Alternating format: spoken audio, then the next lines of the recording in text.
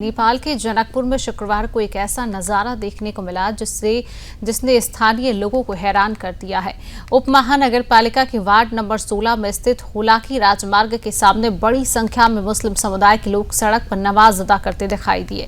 नमाज के दौरान मुख्य सड़क पर वाहनों की आवाजाही पूरी तरह से बाधित रही, जिससे यात्रियों और स्थानीय लोगों को भारी परेशानी का सामना करना पड़ा। प्रत्यक्षदर्शियों के अनुसार मस्जिद के बाहर ही सड़क पर नमाज की व्यवस्था की गई थी, जिससे ट्रैफिक कई घंटों तक रुका रहा। यह वही दृश्य है जो पहले कुछ अन्य देशों में देखा जाता था, लेकिन अब नेपाल में भी ऐसा होने लगा है। लोगों ने सोशल मीडिया पर वीडियो साझा कर प्रशासन की निष्क्रियता पर भी सवाल उठाए हैं। स्थानीय नागरिकों का कहना है कि सड़क पर इस तरह सामूहिक नमाज करना जन सुविधा में बाधा डालता है और कानून व्यवस्था के लिहाज से भी अनुचित है। हालांकि अब तक स्थानीय प्रशासन या पुलिस की ओर से कोई आधिकारिक बयान नहीं आया है। जनकपुर का यह इलाका भारत नेपाल सीमा के पास है, जहां दोनों देशों के बीच सांस्कृतिक और धार्मिक रूप से गहरा जुड़ाव है। ऐसे में इस तरह की घटनाएं सामाजिक तनाव को जन्म दे सकती हैं। नागरिकों ने मांग की है कि प्रशासन इस पर संज्ञान ले और सार्वजनिक स्थलों पर धार्मिक गतिविधियों को नियंत्रित करने के लिए स्पष्ट दिशा निर्देश जारी करे। स्थानीय लोग यह भी कह रहे हैं कि नेपाल जैसे शांति प्रिय देश में किसी भी समुदाय को कानून से ऊपर नहीं होना चाहिए और धार्मिक स्वतंत्रता के नाम पर सार्वजनिक स्थानों को कब्जाने की अनुमति नहीं दी जानी चाहिए।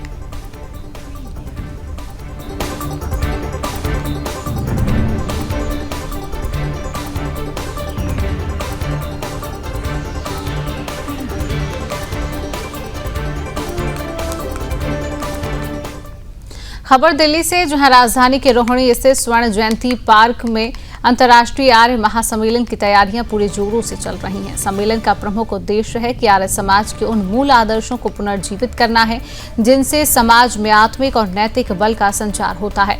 इस आयोजन में विद्वानों सन्यासियों द्वारा शंका समाधान सत्र रखे गए हैं, जहां पर जिज्ञासुओं का समाधान होगा और आध्यात्मिक विचारों का विमर्श किया जाएगा। इस बीच सम्मेलन स्थल पर जम्मू कश्मीर से आए एक विश्वविद्यालय के प्रोफेसर ने सुदर्शन न्यूज टीम को देखकर कहा कि आप सुदर्शन न्यूज से हैं। हमने आपके राष्ट्र और समाज के लिए किए जा रहे कार्यों को देखा है। आप लोग सच्चे अर्थों में भारत की आवाज हैं। वास्तव में यह शब्द न सिर्फ सुदर्शन न्यूज की टीम के लिए प्रेरणा है, बल्कि हर उस दर्शक के लिए गर्व का क्षण है जो सुदर्शन न्यूज से जुड़ा है। आप भी सुनिए।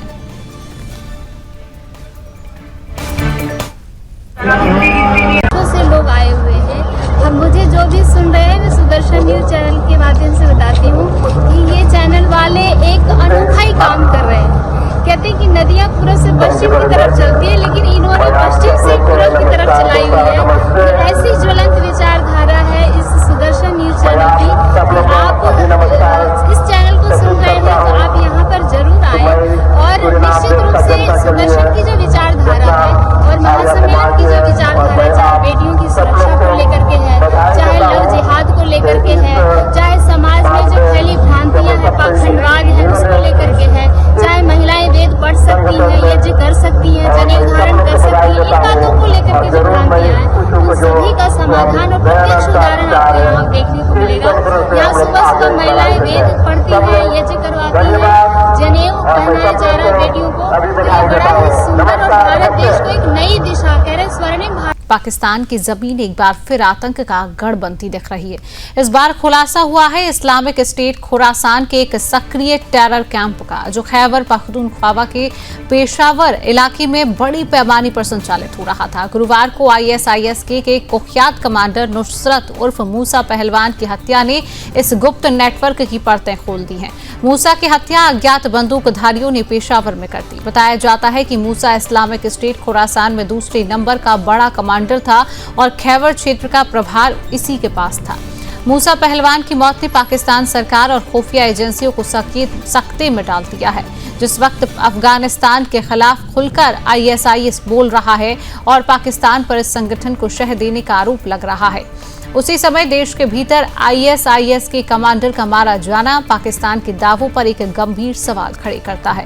मूसा पहलवान सेंटर नाम के ISIS के टेरर कैंप का सरगना था। यह कैंप अफगानिस्तान में आतंकवादी हमलों की साजिश रचने का अड्डा माना जाता है। यही नहीं, मूसा पर अफगानिस्तान की राजधानी काबुल में 2021 और 2024 के हमलों की साजिश का आरोप भी था। 2024 के हमले में तालिबान के एक मंत्री की मौत हो गई थी। इसके बाद से मूसा पहलवान तालिबान की हिट लिस्ट में था। सूत्रों के मुताबिक मूसा पहलवान की हत्या तालिबान से बढ़ती तनातनी का नतीजा हो सकती है।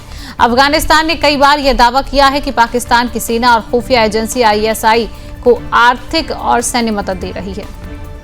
अफगानिस्तान का कहना है कि पाकिस्तान अपने हितों के लिए संगठन का इस्तेमाल तालिबान के खिलाफ कर रहा है, जबकि पाकिस्तान इन आरोपों से लगातार इनकार करता आया है। साल 2015 में जब दुनिया भर में इस्लामिक स्टेट का आतंक फैला हुआ था, तब पाकिस्तान अफगानिस्तान बॉर्डर पर मुल्ला हाफिज सईद खान ने इस्लामिक स्टेट की एक नई शाखा इस्लामिक स्टेट खुरासान प्रांत की स्थापना की। खुरासान नाम उस ऐतिहासिक इलाके से लिया गया है जो आज के पाकिस्तान, अफगानिस्तान और ईरान के कुछ हिस्सों में फैला था। इसका उद्देश्य था दक्षिण और मध्य एशिया में इस्लामी अमीरात स्थापित करना। इस संगठन का प्रमुख अमीर कहलाता है।